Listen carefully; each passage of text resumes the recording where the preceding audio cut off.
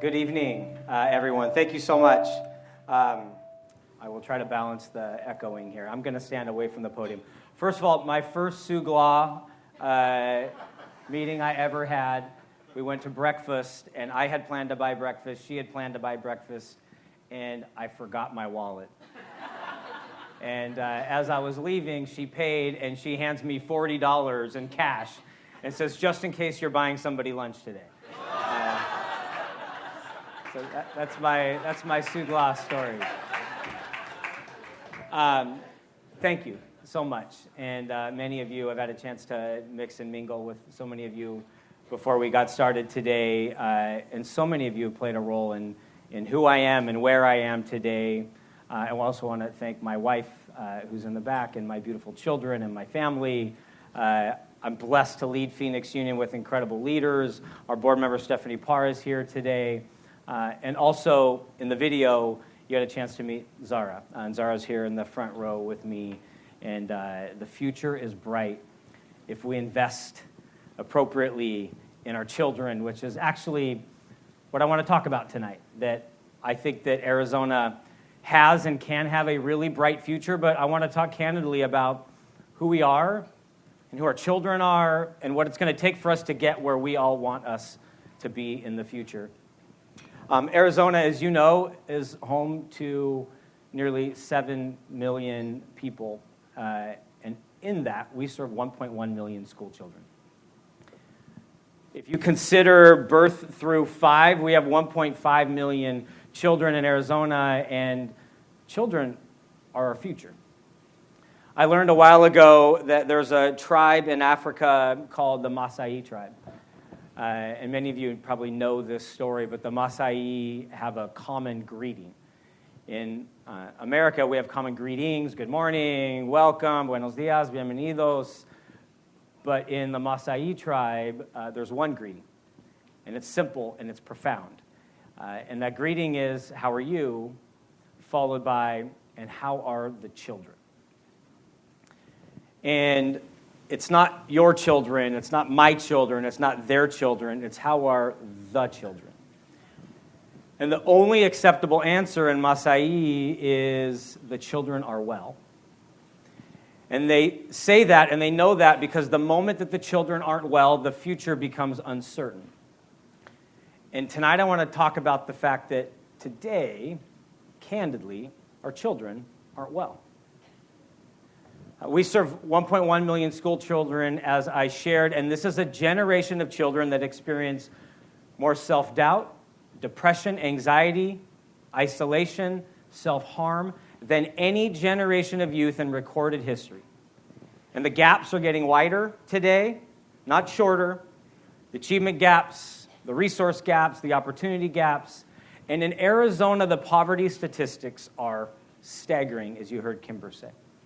Of the 1.1 million school children in Arizona, 60% qualify for free and reduced lunch. We watched the video of this beautiful landscape across the four corners. Over 600,000 children in Arizona suffer the effects of poverty every single day.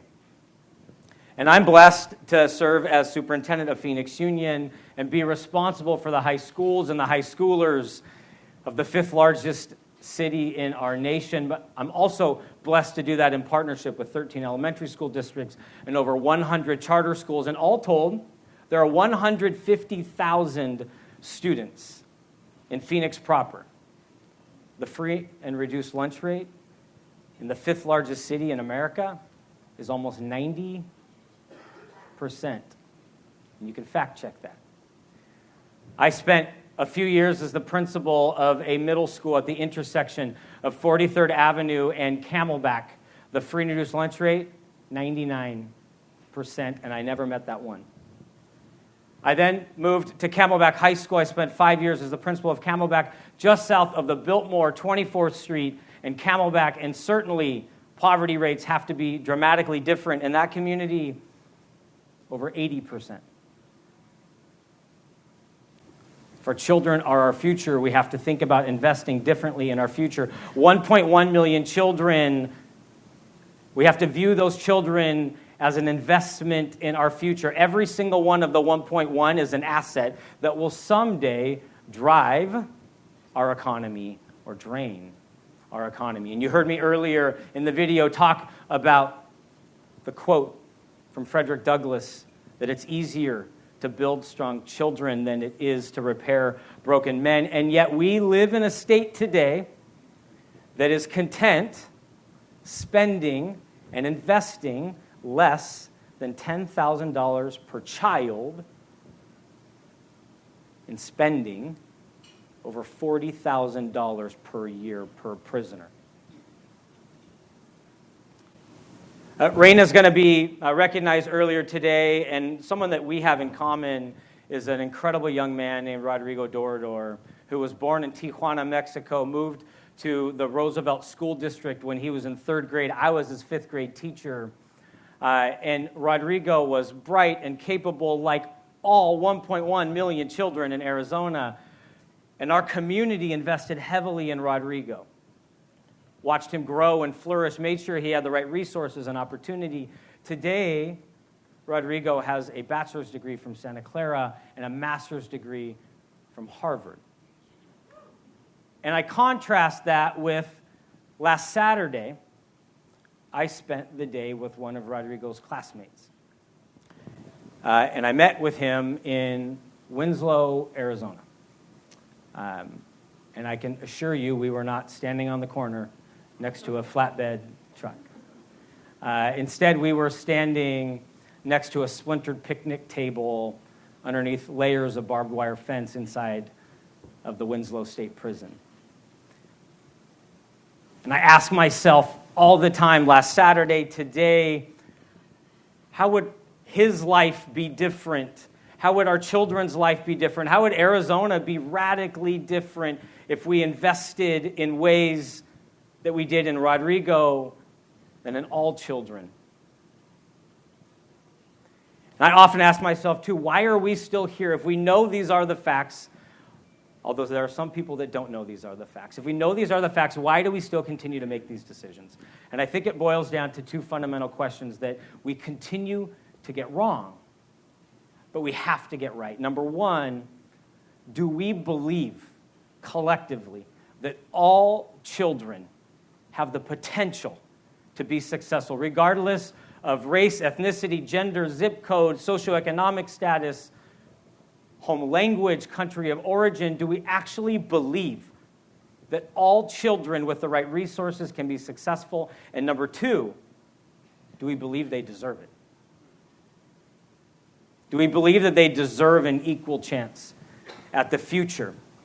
And I'm reminded of two interactions that I had that make me realize why we are at where we're at, but we'll talk about where we need to go in a second. I sat across my desk just a few years ago from one of the most influential Arizonans, and I asked him very candidly, do you believe that children in South Phoenix deserve the same opportunities, resources, facilities, activities, and potential? And he very quickly and very candidly said no.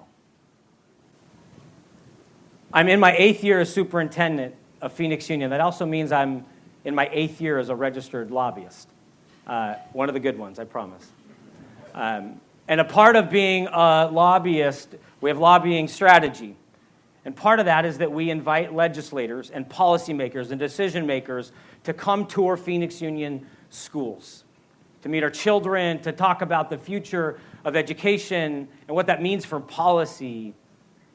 And when we're done, we typically gather in a place, and this one particular day, we gathered in the library, and a legislator said, I have a question, and it's a really serious question. And before I tell you his question, I'm reminded that we voted this gentleman into office. We bubbled and turned it in. They may not have counted that ballot on day one. It might have taken a few days to count the ballot. But we voted for this gentleman. And here's what he said. He said, this school, these children, it's incredible. They're smart, they're articulate, they're problem solving. And then he asks, but what are you doing with all of your dumb kids?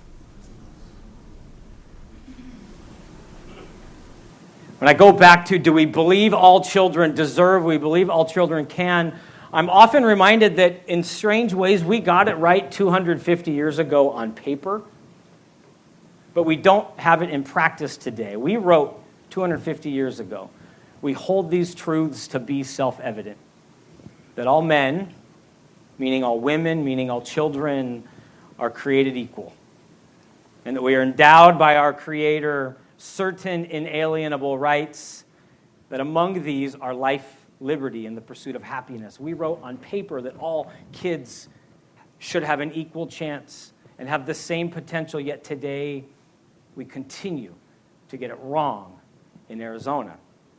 We're the 48th state in our country. We're proud to be state 48.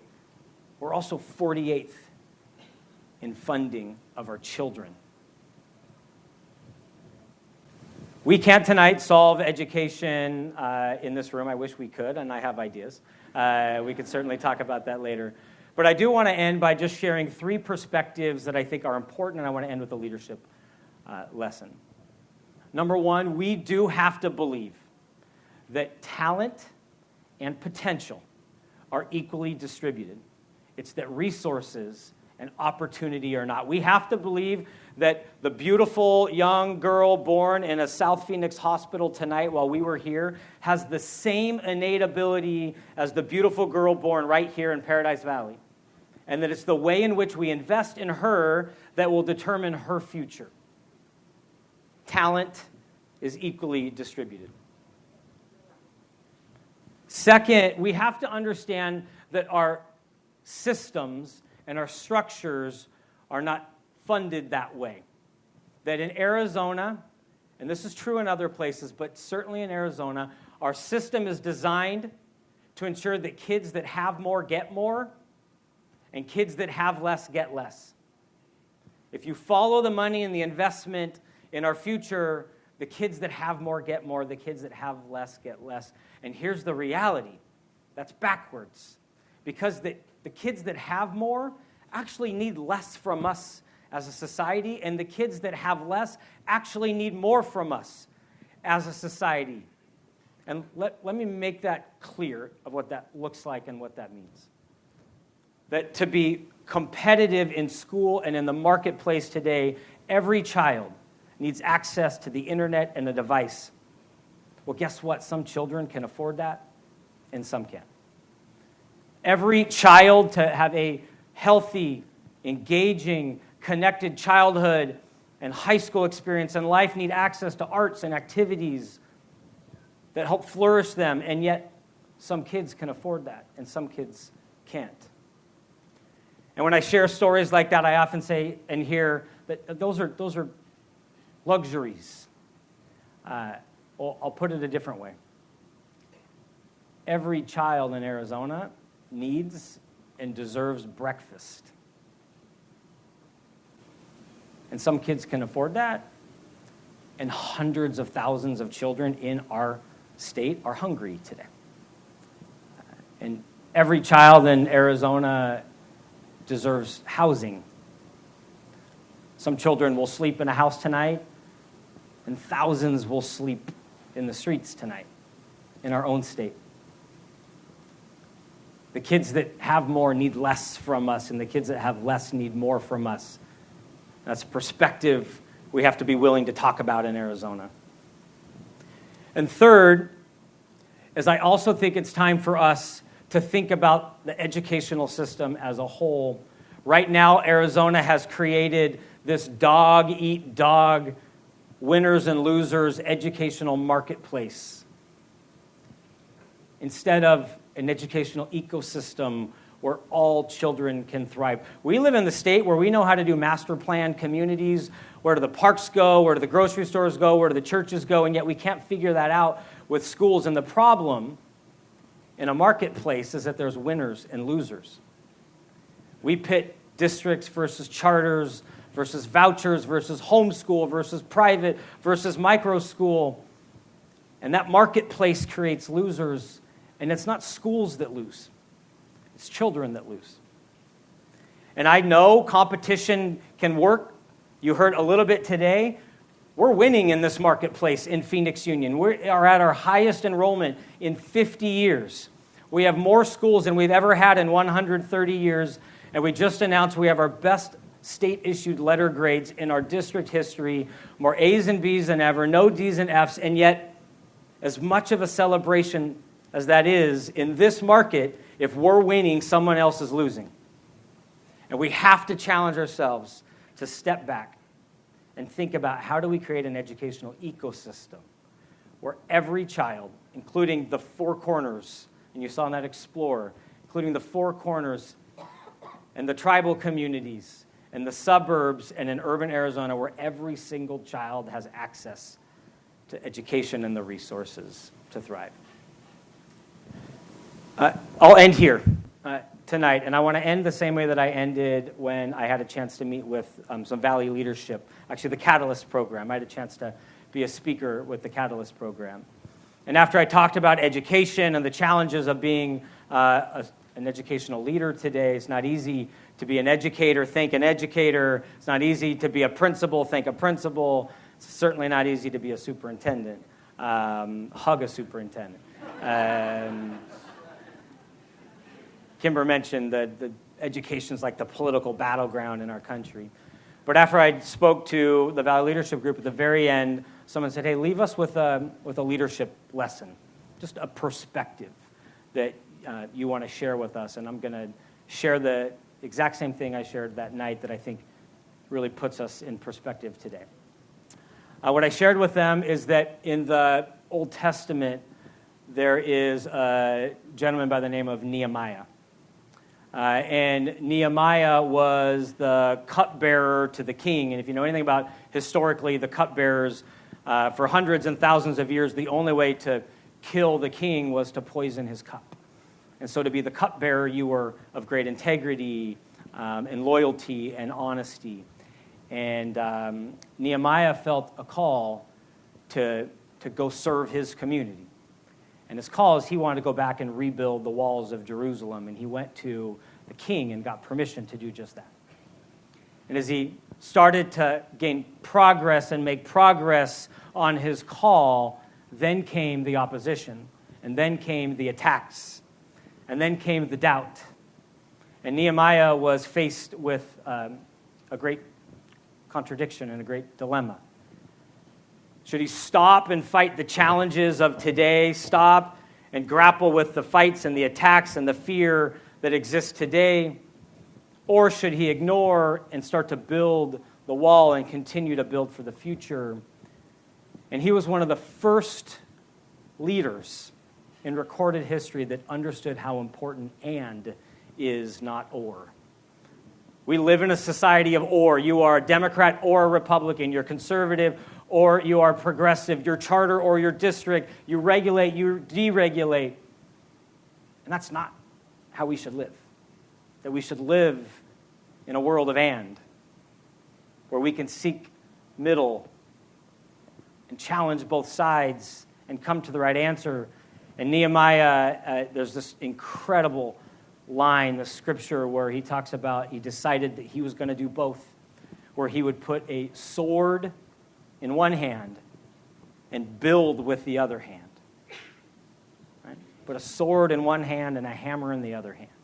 And said we can do both. We can fight the issues of today and we can build a better tomorrow. And so I ask you, and my final thought tonight is, tonight or tomorrow when your wine wears off, look in the mirror and ask yourself, if you put a sword in one hand, what are you doing today to tackle the problems of today? But also with a hammer in your other hand, what are you doing yourself to ensure that we're building a better future for our kids and for each other and for this incredible state of Arizona? Thank you so much.